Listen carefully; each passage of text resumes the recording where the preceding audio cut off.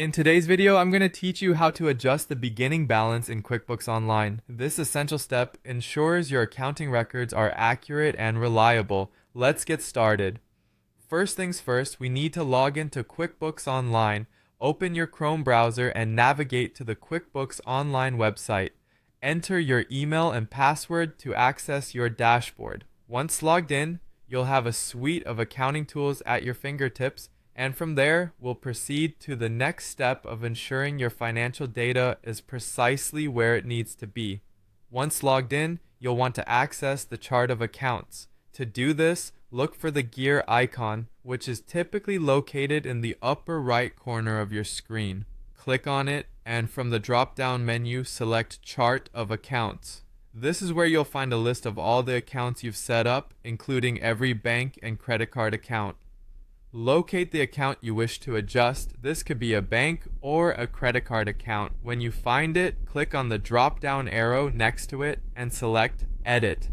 Now let's focus on adding or adjusting the beginning balance. In the editing window, you'll see the field labeled Opening Balance. This is where you'll enter the correct starting balance for the selected account. Make sure that this balance reflects the amount right before you started using QuickBooks for the year. It's crucial to enter the appropriate as of date, which is usually the day prior to when you begin tracking in QuickBooks. After entering this information, click Save and Close to finalize your changes. If your account already contains transactions, QuickBooks might prompt you to make a journal entry instead. This is necessary to prevent any discrepancies as you record ongoing business activities. If you need to adjust via journal entry, simply click on Plus New on the left-hand side of your screen and select Journal Entry from the options.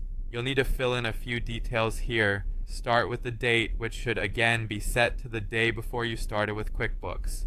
Then, specify the bank or credit card account you're working on. You'll make a debit or credit entry to adjust the balance to where it needs to be. Alongside this, choose an offset account, which is typically opening balance equity, to counterbalance your entry. Once you have everything filled out, click Save and Close. Finally, you'll want to verify that everything is in perfect order. Head back to Accounting and then Chart of Accounts to check if the updated bank or credit card balance aligns with your bank statement. Make sure to reconcile the account as a final step, ensuring everything is accurate and up to date. This process will help you maintain consistency and reliability in your financial records, giving you peace of mind going forward.